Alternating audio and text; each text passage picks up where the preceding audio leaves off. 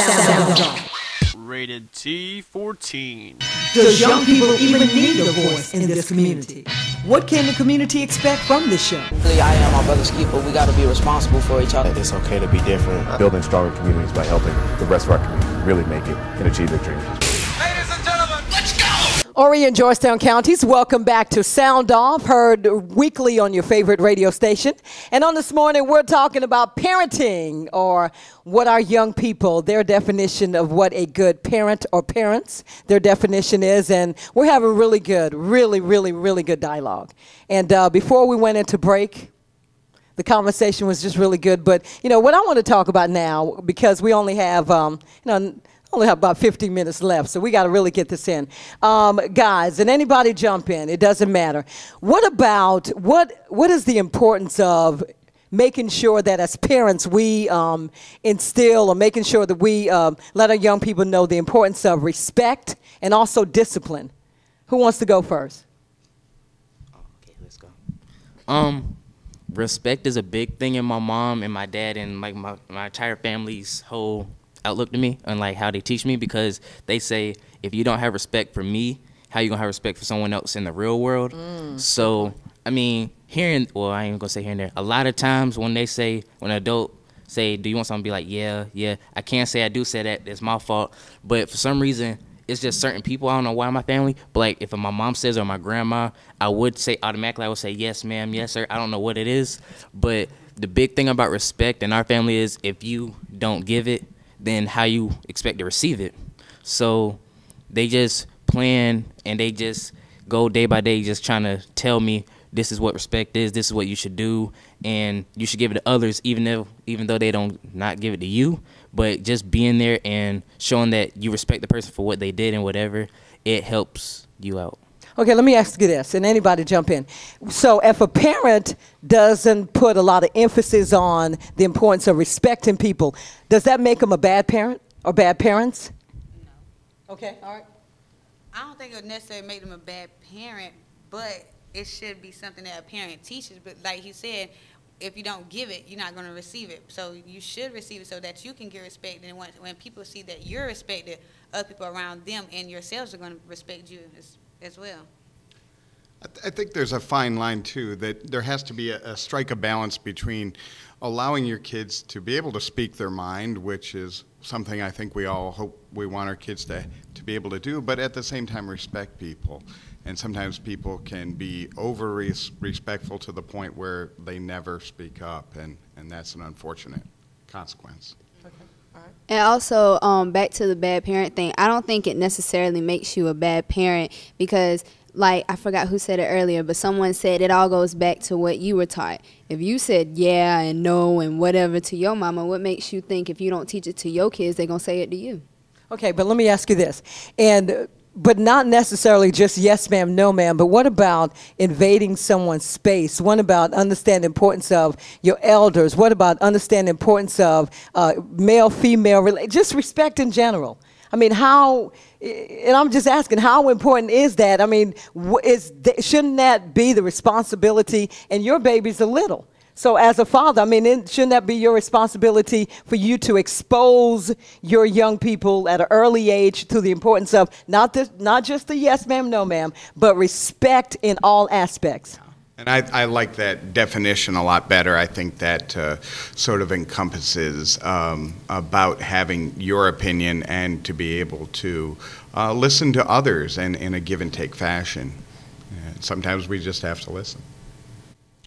Okay, on the whole respect thing, I do see where the child should always show respect, but at the same time, the parents should also show their children respect. You should never do anything in front of your children that you don't want your children to do. So on that point, that is a whole respectful thing. You can't tell your child, don't do this and don't do that, and that's all they see at home.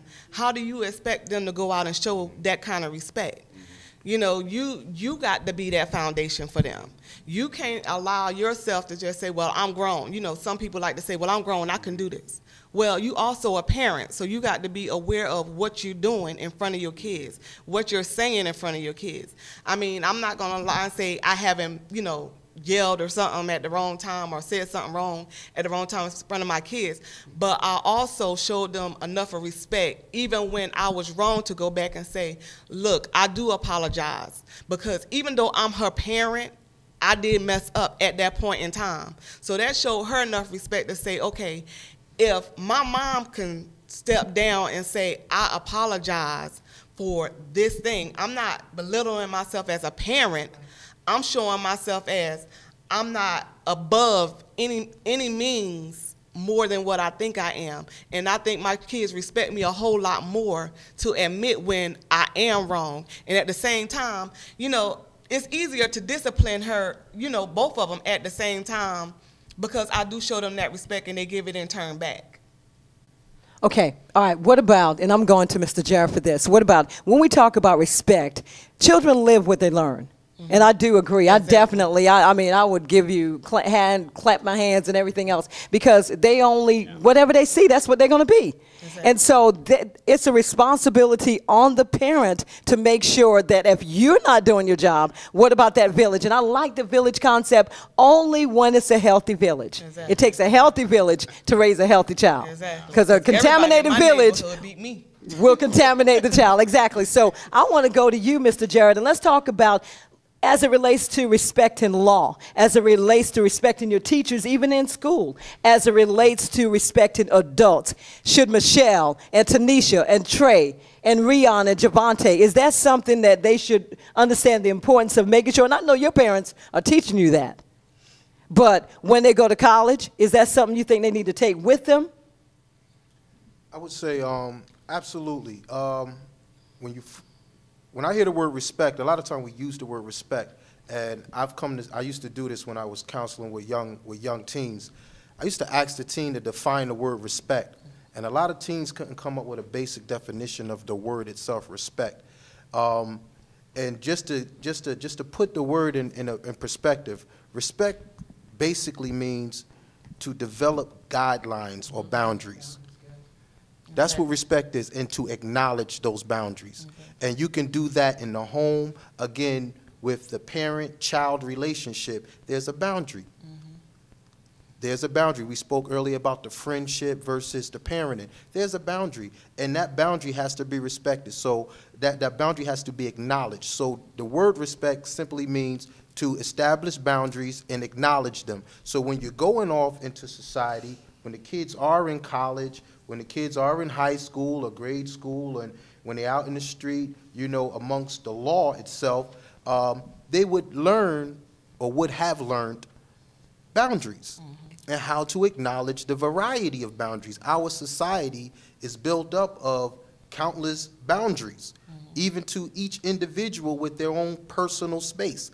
You have to respect the boundary of the person. If a person established themselves as an intelligent, upright person, then that's something that that's a standard that they accepted for themselves. If somebody look at themselves as a thug and, you know, that's the boundary they set for themselves. So again, it's just the ability for a parent to clarify, because again, we use these terms and we take for granted that the kids just automatically know what certain terms means, like respect or like integrity. But again, you know, sometimes to simplify the term even, so that when the kid is out, they can put it into more practical application. They can apply it more practically. And that's simply to say, listen, be able to acknowledge and recognize boundaries. You know what boundaries to cross, and you know what boundaries not to cross. You know what boundaries you need permission. You know what boundaries you won't get permission, or you do not have permission. So that's, to me, is the whole, you know, idea of respect and why it's so important.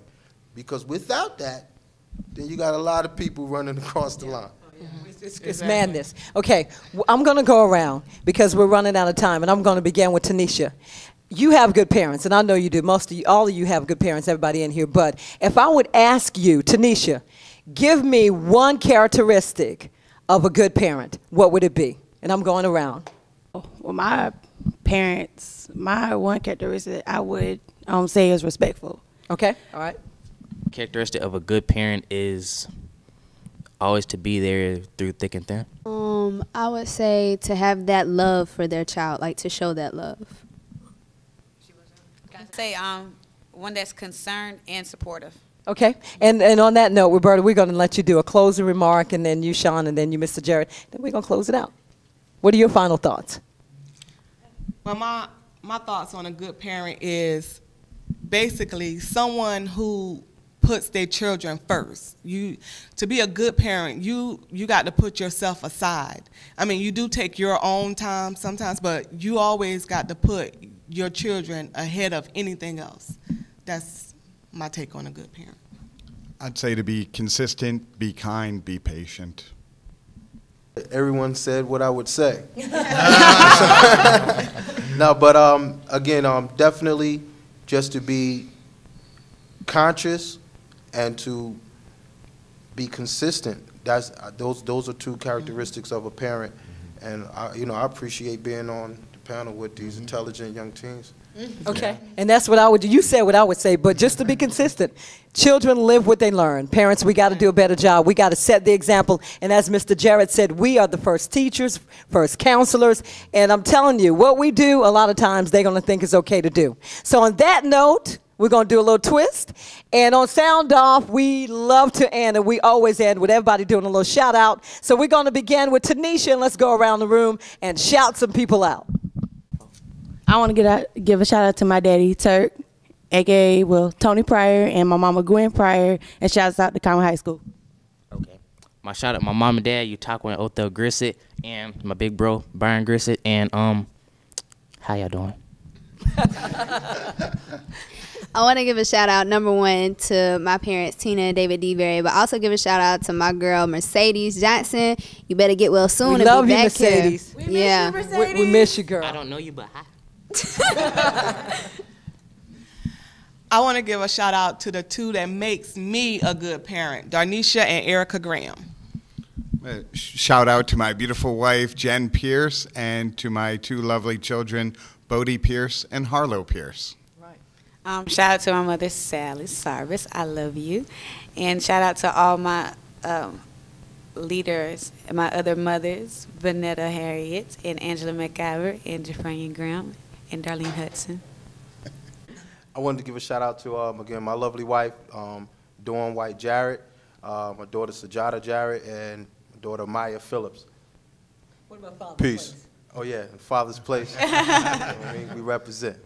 Once again, we'd like to send out a very special thank you to Mr. Jarrett, also to Mr. Sean Pierce, Roberta Graham, our special parents. Y'all, let's give it up for our parents.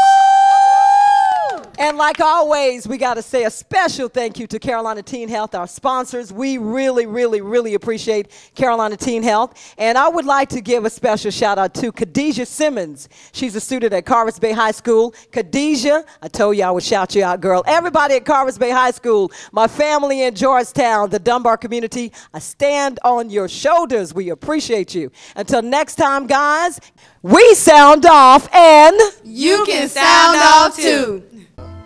I think Sound Off is a very innovative and interesting program for the community as well as for the youth, for the teens. It's good to see a network of young, bright students coming together to put their heads together and resource mental resources to try to get a good message and a good motivational program out to the community. I think that is interesting, and I support Sound Off. I support Sound Off as well. I think it's a wonderful program. It's a wonderful forum for the young people of this community to have a voice, and for the adults to hear that voice, and for that give and take to be going on, because that's how learning occurs.